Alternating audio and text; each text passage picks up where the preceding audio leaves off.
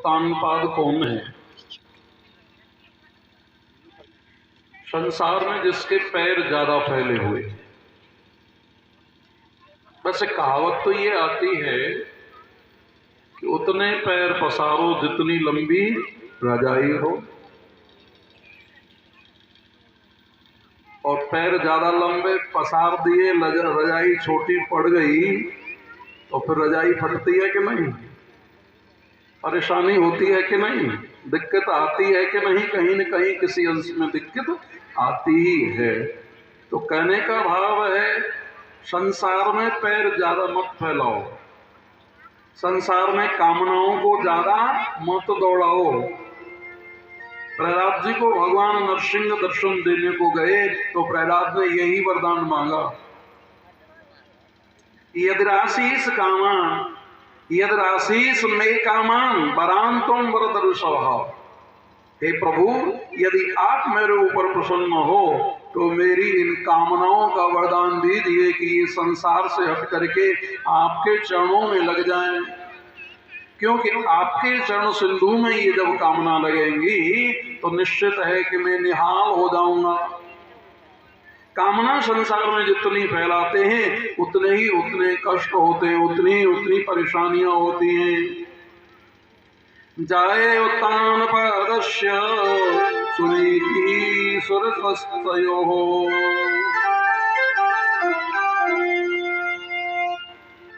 दो रानी है उत्तानपाद। अच्छा, कौन नहीं जानता है? एक का नाम तो सुनीति और दूसरी का नाम सुरुचि। और ध्यान देना, इसे फिर अध्यात्म में मोड़ लेते हैं। उत्तानपाद माने जीवात्मा, और जीवात्मा की भी दो पत्नी हैं। उत्तानपाद की पत्नी सुनीति और सुरुचि, जीवात्मा की पत्नी भी सुनीति और सुरुचि। सुनीति का अर्थ होता है सुष्टु नीति, सुंदर नीति, चरित्र। जिसका चरित्र अच्छा है, सुंदर नीतिवान पुरुष है, उसे पुत्र मिलता है ध्रुव। सुनीति का बेटा कौन होता है? ध्रुव। और ध्रुव का अर्थ होता है टिकाऊ रहने वाला, स्थिर रहने वाला, यहां भी सुख और परलोक में भी सुख, उसका नाम होता है ध्रुव। तो ध्रुव को अगर प्राप्त करना है तो सुनीति से संबंध जोड़ना पड़ेगा, माने हमको अपनी बुद्धि सुंदर नीति से जोड़नी पड़ेगी, धर्म से जोड़नी पड़ेगी, और धर्म को धारण करते हैं तो निश्चित ही हम सुखी होते हैं। सुरुचि क्या है? सुरुचि का अर्थ होता है सुंदर रुचि, सुरुचि। स्वस्य रुचि सुरुचि ऐसे भी बोल सकते हैं। मन की रुचि और मन की रुचि के अनुसार चलने वाला व्यक्ति कभी सुखी नहीं होता है। क्या हो सकता है? एक तो शास्त्र अनुकूल चलना, दूसरे मन अनुकूल चलना। मन अनुकूल चलने वाले, मन जो कहता है वही हम कार्य करें तो सुख नहीं मिलेगा। शास्त्र जो कहता है वह कार्य करेंगे तो सुख मिलेगा, क्योंकि संकल्प विकल्प आत्मकम मना। मन का धर्म तो संकल्प विकल्प करना है। कभी कभी तो संकल्प ऐसे भी कर देता है मन, ईमानदारी से अगर प्रकट कर दें तो जूत चांस सम्मेलन हो सकता है। मन में आती है कि नहीं भावना? कोई गलत भावना आ जाए और गलत भावना की अगर पूर्ति करते हैं, मन की पूर्ति करते हैं, तो फिर समाज में अपमान भी मिलता है, समाज से पतन भी होता है। तो मन के अनुसार नहीं बल्कि शास्त्र के अनुसार चलना है। इसको कहते हैं सुरुचि। जाये उत्तानपादस्य सुनीति सुरतस्तयोः। सुरुचि प्रेयसी पत्युरु नेतराय यत्सतो ध्रुव। सुरुचि का बेटा होता है उत्तम। देखो, मन की रुचि का फल चाहे कितना भी उत्तम आपको लग रहा हो, बढ़िया लग रहा हो, लेकिन वो उत्तम हो नहीं सकता है। सुनीति का ही फल उत्तम हो सकता है, सुरुचि का फल उत्तम कभी नहीं हो सकता है। मन की रुचि का फल कभी उत्तम नहीं हो सकता है। सुरुचि प्रेयसी पत्युर्नेतरा यस्वतो ध्रुवा एकदा सुरुचे पुत्र मंकमारोप्य नागयन् उत्तमं नारोक्षन्तं ध्रुवो राजाभिनन्दत।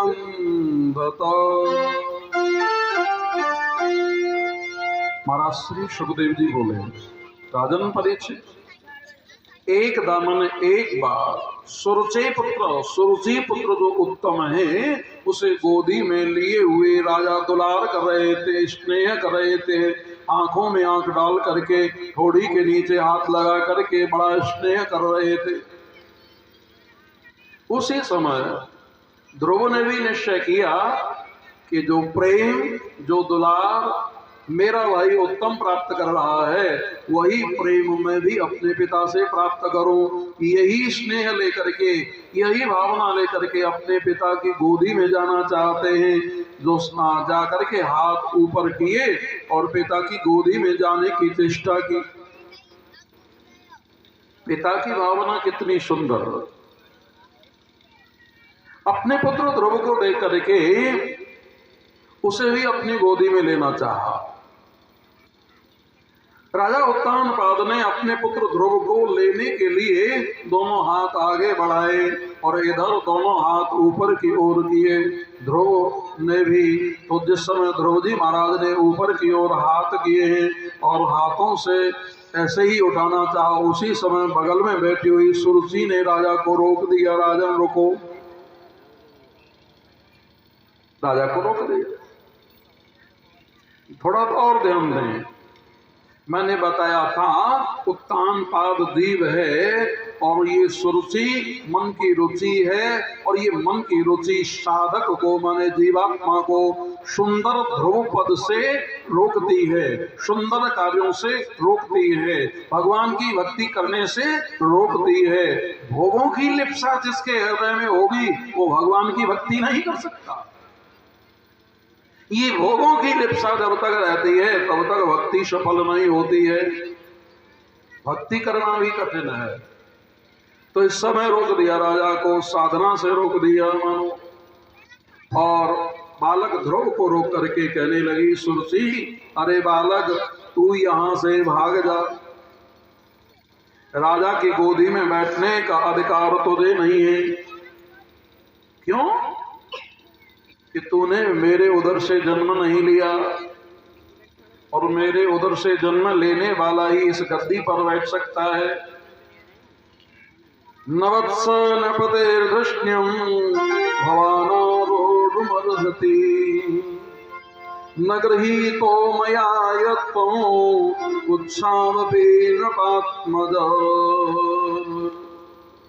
अरे बालक, इस गद्दी पर बैठने को तुझे अधिकार नहीं है, क्योंकि तूने मेरी कुच्छा से जन्म नहीं लिया और मेरी कुच्छा से माने मेरे उदर से जो जन्म लेने वाला बालक है बोले वो ही इस गद्दी पर बैठ सकता है। वालोसी वदनात्मा अन्य स्त्री गर्भ संवृतम नूनं वेद भवान यस्य दुर्लभे मनोरथ। इस प्रकरण में ये 3 श्लोक हैं। 3 श्लोकों में 6 गाली दे डाली है सुरुचि ने ध्रुव जी को। गाली का अर्थ होता है कठोर वाणी, और सुरुचि ने कठोर वाणी का प्रयोग किया, माने ध्रुव को 6 गाली दी। एक श्लोक में 2 गाली, दूसरे श्लोक में 2 गाली, तीसरे श्लोक में 2 गाली, 6 गाली। सुनो अब ध्यान देते। नवत्स न प्रदे दृष्टम भवानारोढ़। एक तो ये कि ये तेरा अधिकार नहीं इस गद्दी पर बैठने का। दूसरी ये बात बताई कि तूने मेरे गर्भ से जन्म नहीं लिया। दूसरे श्लोक में बताया तो आलोसी तू बालक है। अच्छा, ये भी गाली है। ये भी गाली है क्या? क्यों नहीं है गाली, मैं बताऊंगा आपको। चार व्यक्ति जहां बैठे हों, समझदार लोग बैठे हों, तो मालूम है कोई अटपटी बात कह देता है तो क्या कहते हैं, अरे तू बालकों जैसी बात कर रहा है। बालक है, बालक माने लघुता, छोटेपन को। और दूसरा अर्थ में आपको बताऊं, न्याय शास्त्र में आता है बालक का लक्षण अधीत व्याकरण काव्य कोशो अनधीत न्याय शास्त्र स बालक, ऐसी व्युत्पत्ति है वहां पर। व्याकरण शास्त्र में तो अधीत है, लेकिन न्याय शास्त्र नहीं जानता है तो वो भी बालक है। और अनजान को बालक कहते हैं, सीधा अर्थ ये है। तू अभी अनजान है, बालक है, तू जानता नहीं है। बालो से वदनात्मान अन्य स्त्री गर्भ संप्रतम। अन्य स्त्री माने रानी से तेरा जन्म नहीं है। इसका क्या है, कहने का भाव है यहाँ पर, अन्य स्त्री गर्भ संप्रतम माने अन्य स्त्री गर्भ से पैदा हुआ है, तू रानी के उदर से पैदा नहीं हुआ है। क्योंकि रानी तो मैं हूं और सुनीति कहीं रानी नहीं है। वो सुरसी का कहने का भाव है कि तेरी माता जो है वो रानी नहीं है, अन्य स्त्री गर्भ संप्रतम। नूनं वेदवान् यस्य दुर्लभे मनोरथ। इस गद्दी पर बैठने के जो तेरे मनोरथ हैं ना, ये दुर्लभ है।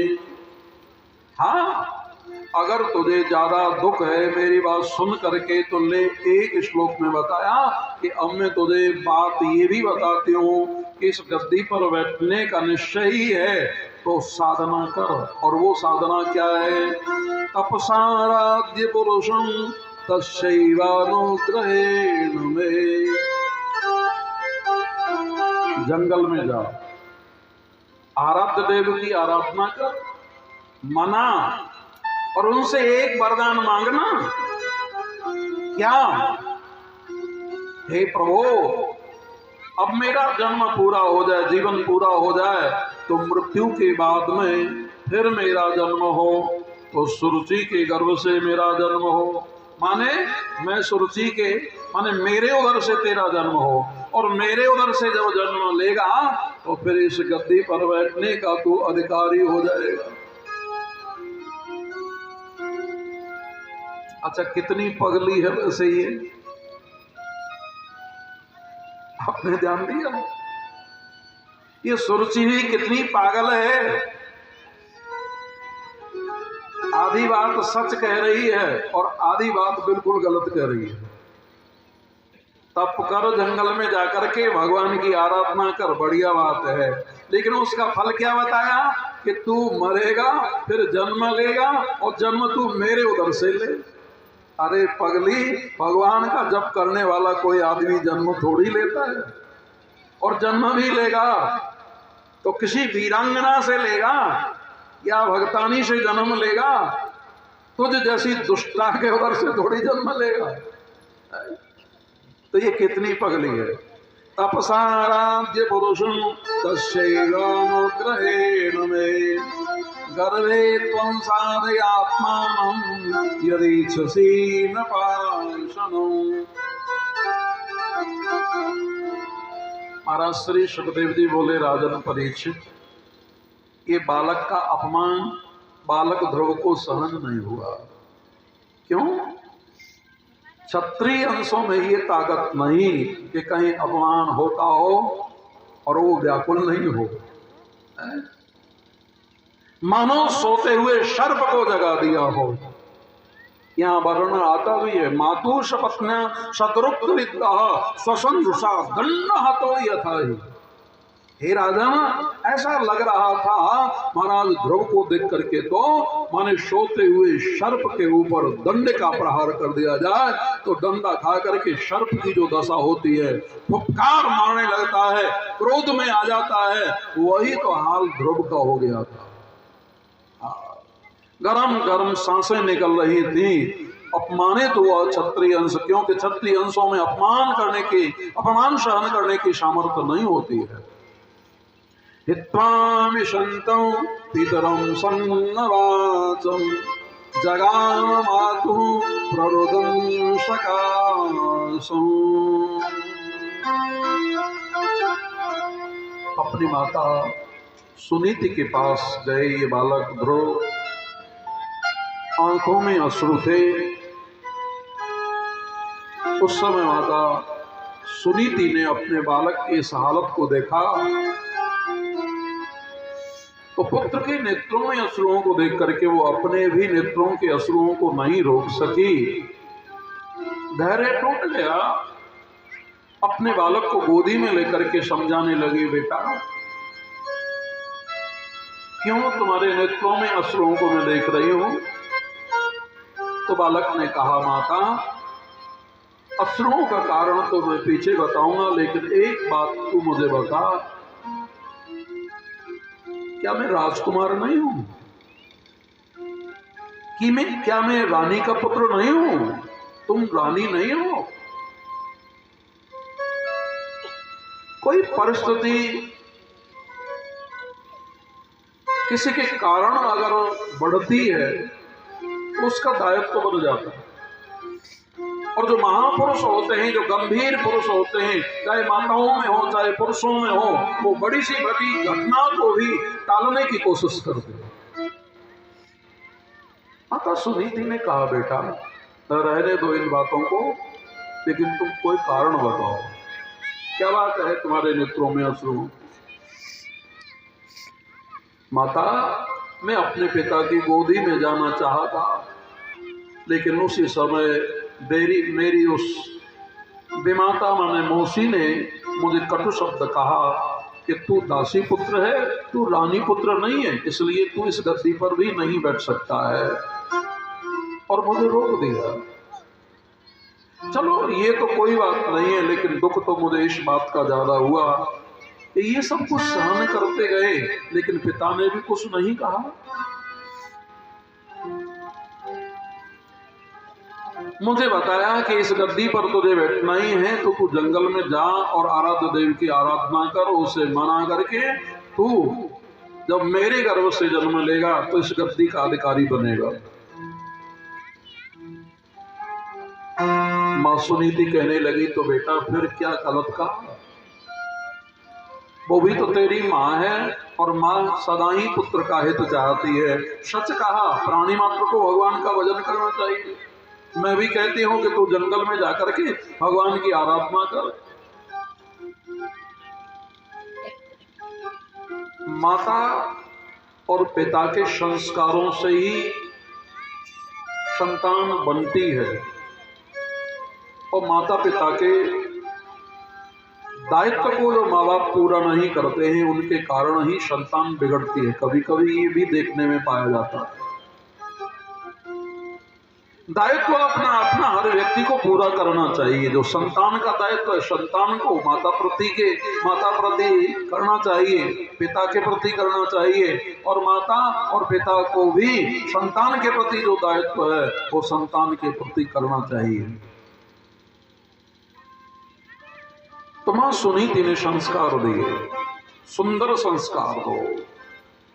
हो सके कि धन दो या नहीं दो कोई बात नहीं है, दौलत कोई दो या नहीं दो कोई बात नहीं है, लेकिन जिसने अपनी संतान को संस्कार दे दिया उसने बहुत बड़ी दौलत दे दी, और जिसने संस्कार नहीं दिया दौलत दे दी तो उसने कुछ नहीं दिया। क्योंकि संतान की दौलत तो बिगड़ती और बनती भी है, संस्कार की जो दौलत होती है वो कभी नहीं बिगड़ती है। संस्कार हो। माता ने संस्कार दिया, बोले भगवान का भजन करना चाहिए, और वो संस्कार के कारण ही बालक ध्रुव भगवान से मिलने को जंगल में भगवान की आराधना करने को चलने को हुए। तो माता ने फिर से कहा, एक क्षण और रुको, सुनो, जो अभी मौसी के प्रति जो विकार है तुम्हारे मन में, उस विकार को छोड़ो, क्योंकि जो संस्कारहीन पुरुष होते हैं उसे भगवान की प्राप्ति नहीं होती है। देखो, जंगल में तुम जाओगे और वो विकार अगर तुम्हारे मन में आ गया तो निश्चित है कि वो विकार तुमको भजन नहीं करने देगा। सुनो मेरा आशीर्वाद तो है ही, लेकिन तुम अपनी मौसी का भी आशीर्वाद लेकर के जाओ। माता के कहने से मौसी को प्रणाम किए और मौसी से आशीर्वाद लेकर के द्रौपदी महाराज जब जंगल की ओर चले तो सर्वप्रथम उनको एक संत मिले। ये भगवान की कृपा के शुभ संकेत है। जीवन में कोई सच्चा संत मिलता है तो निश्चित मानना कि भगवान की कृपा होने वाली है। सच्चा संत अगर जीवन में मिल जाए तो भगवान की भी कृपा कहीं दूर नहीं है। आगे से नारद जी महाराज नारायण नारायण बोलते बोलते आ रहे हैं।